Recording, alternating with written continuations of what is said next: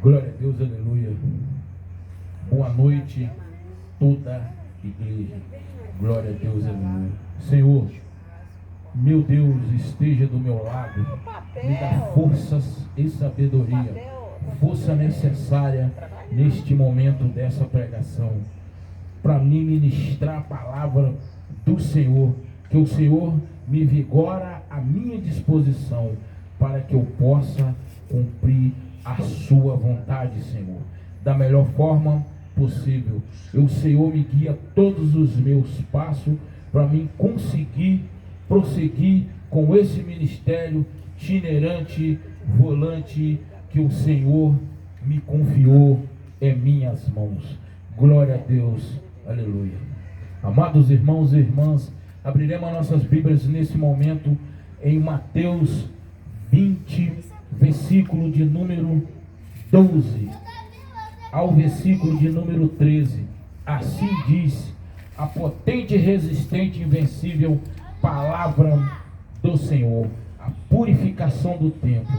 E entrou Jesus no templo de Deus e expulsou todos os que vendiam, compravam no templo, e derrubou as mesas dos cambistas e as cadeiras dos que vendiam pomba, e disse-lhe: está escrito, a minha casa será chamada casa de oração, mas vós entende, convertido em um covil de ladrões, um fim comercial.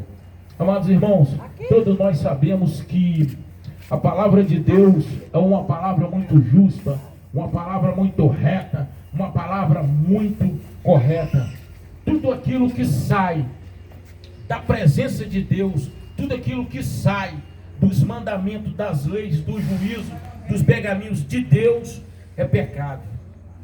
Às vezes as pessoas dizem: mas tem pregador que prega versículo isolado, prega versículo fora do contexto, prega versículo que não está em condições de continuação dentro do contexto. Sabe por quê? Porque quando você toca naquilo ali que é pecado, que os pregadores, presbítero, obreiro, diácono estão tirando vantagem alheia em cima do nome do Senhor, tudo para eles se torna pecado. Porque a realidade da verdade, para aquele que anda errado, que supra dos seus cristãos, que usa o nome de Deus para se enriquecer ilicitamente, tudo para eles que são pecado. O texto está bem claro que a casa do Senhor não pode ter na porta vender pastel, não pode vender quibe, não pode vender coxinha, não pode vender jantar, não pode fazer marmitex para vender, nem de feijão tropeiro, nem de almoço, nem de janta.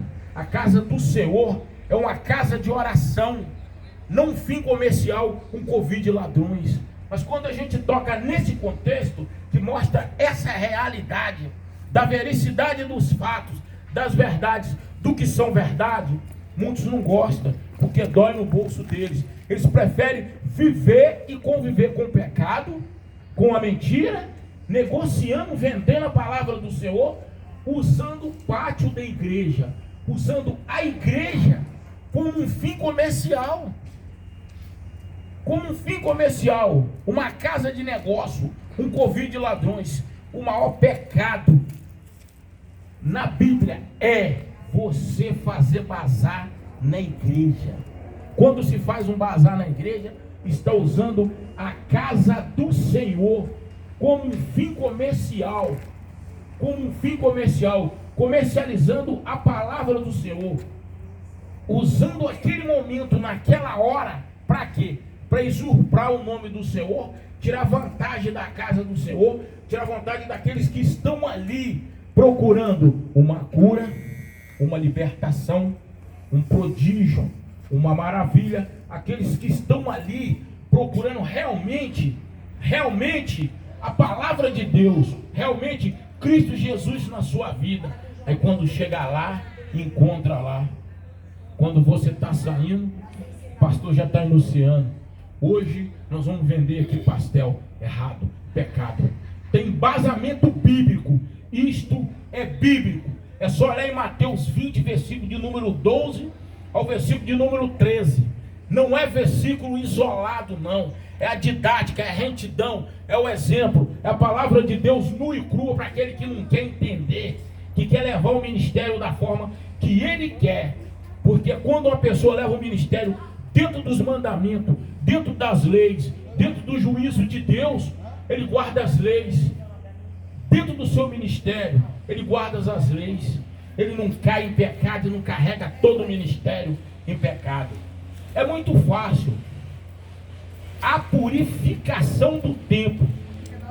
E entrou Jesus no templo de Deus e expulsou todos os que vendiam, compravam no templo, derrubou as mesas dos cambistas e as cadeiras dos que vendiam pomba, e disse-lhe: está escrito, a minha casa será chamada casa de oração, mas vós a tendes convertido em um covil de ladrões, um fim comercial. Como que você pode vender, comprar, negociar dentro da casa do Senhor?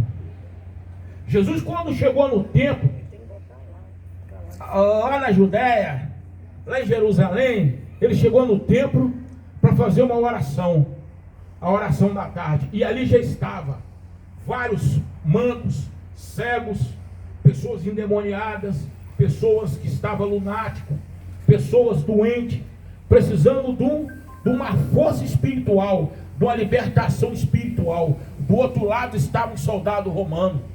O Senhor chegou no templo e encontrou lá os cambistas vendendo pomba, vendendo camelo, vendendo cabra, vendendo ovelha.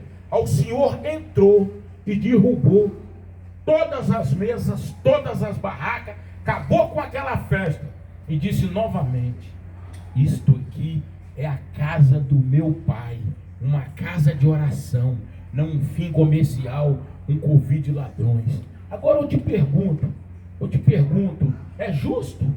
É justo ir para a casa de Deus vender as coisas? Não é justo.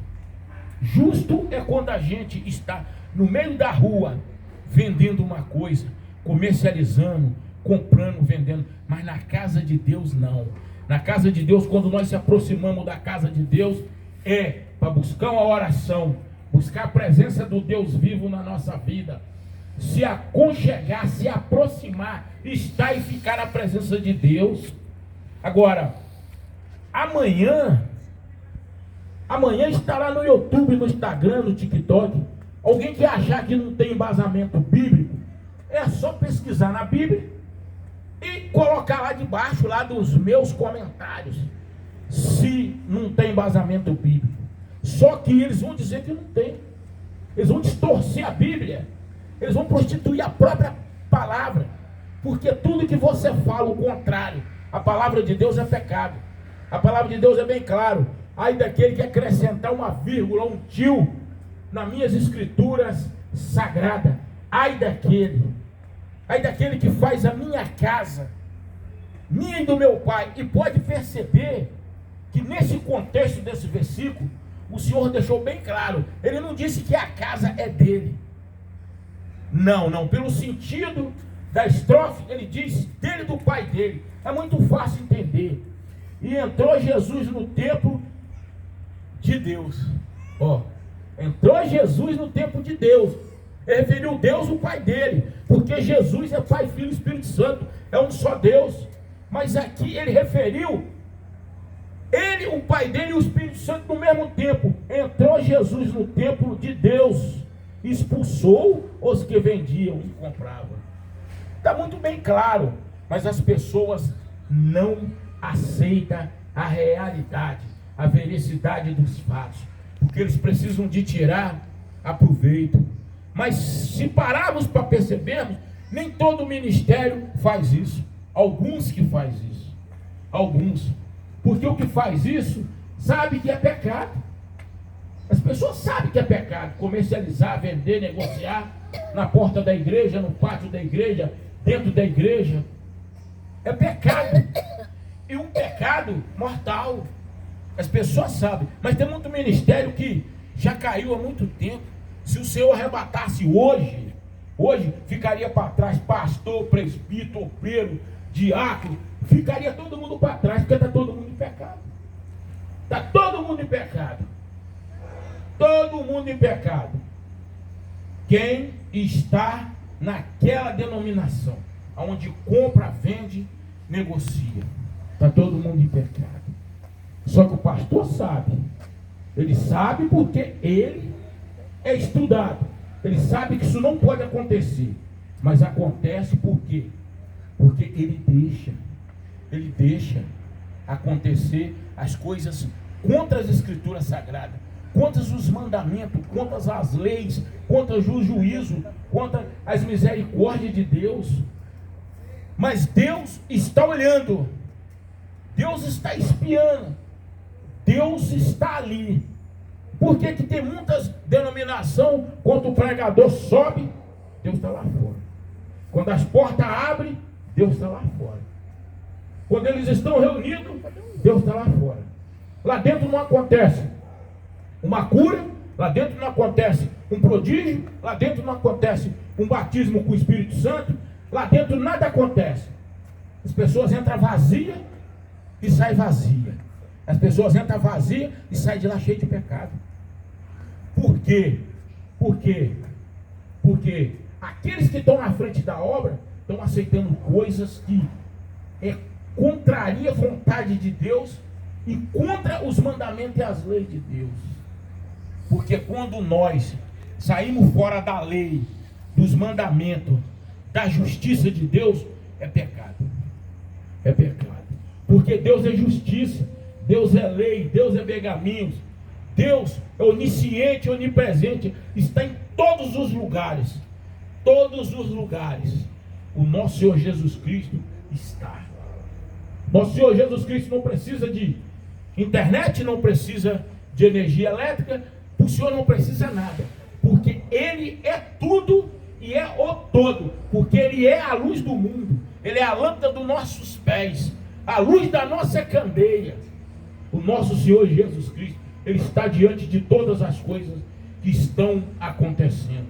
Por isso que o Senhor está voltando, por isso que está essa situação caótica que nós estamos vendo hoje, e vai piorar, não vai melhorar. Nós estamos vivendo a época de Noé, a mesma violência instalada, as mesmas prostituição, as mesmas desavenças, pai contra filho, filho contra pai, neto contra avô, avô contra neto. As pessoas não têm amor a si próprio mais. As pessoas só pensam e querem usar outra de trampolim. Ninguém presta para certas pessoas. Todo mundo só é errado. Então isso aí, sabe o que significa isso aí? Já é a inimizade levantada pelo diabo, pelo afastamento daquelas pessoas diante da presença de Deus. Porque Deus nunca afastou de nós. Nós que sempre afastamos de Deus com as nossas práticas de pecado. Quantas vezes Jerusalém afastou do Senhor? Quantas vezes? E todas as vezes que afastaram do Senhor, levaram pedrada. Exército inimigo invadia e saqueava, levava e matava todo mundo. Toda vez que nós afastamos da presença de Deus, que é a luz, nós se aproximamos das trevas, estamos diante do diabo. Isso aí eu digo com embasamento bíblico. Ninguém consegue servir dois senhores.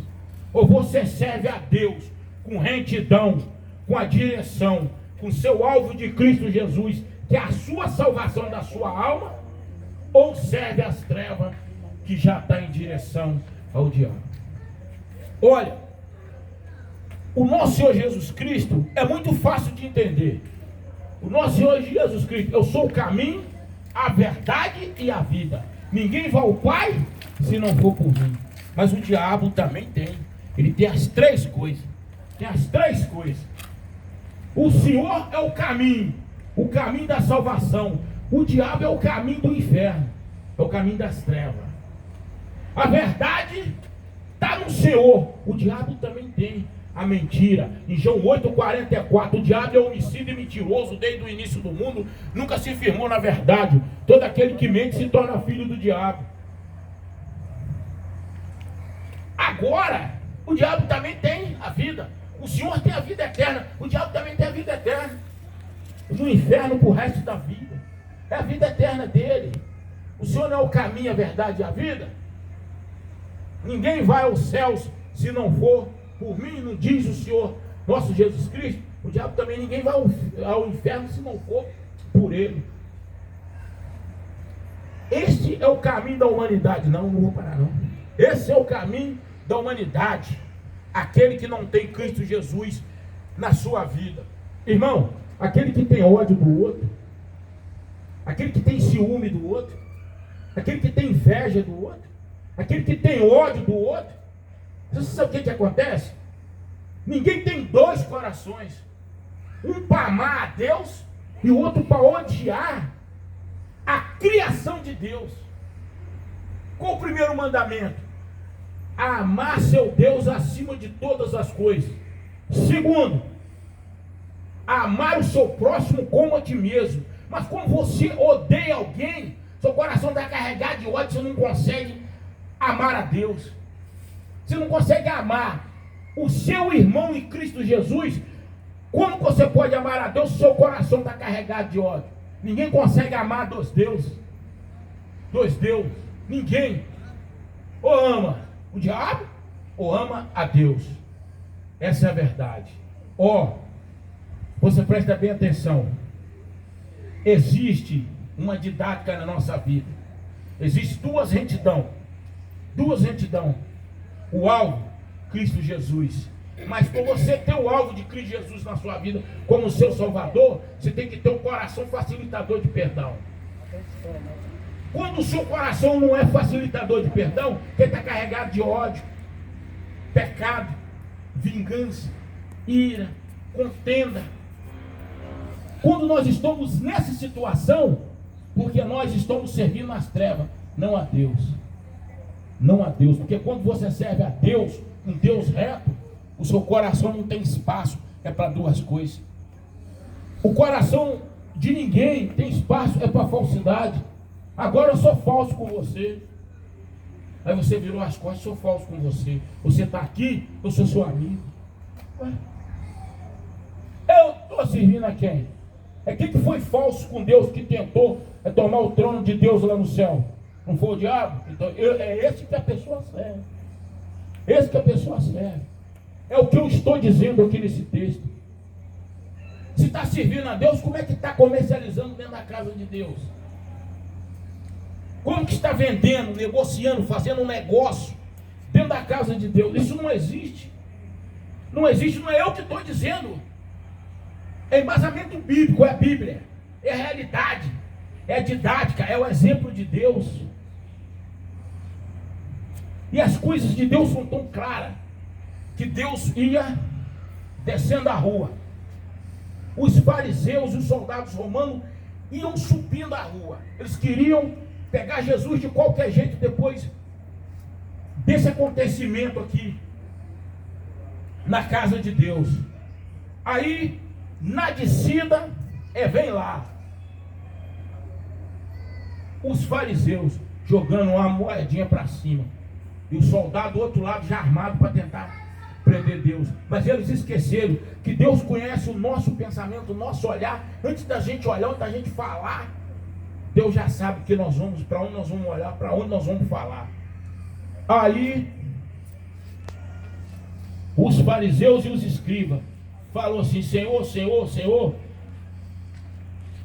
é de direito pagar imposto aos romanos? O Senhor está calado. A terceira vez: é direito, é certo pagar imposto aos romanos? O Senhor falou assim: me dá essa moeda. Os guardas vinham, me dá essa moeda. Jogou para cima. De quem essa cara? Não é do César, não é do monarca? Dá de Deus o que é de Deus, dá de César o que é de César. queriam pegar Jesus Cristo de qualquer jeito. Depois dessa, que eles comercializavam, vendia dentro da igreja. A outra tentativa que tentaram pegar Jesus novamente, aí já foi quando pegou aquela mulher no adultério. Pegou a mulher em adultério, levou diante do nosso Senhor Jesus Cristo. Ele estava sentado escrevendo na areia. Chegaram lá os escribas e os fariseus. Senhor, pegamos essa mulher no adultério. O Senhor está lá escrevendo. Senhor, pegamos essa mulher no adultério. O Senhor está lá escrevendo.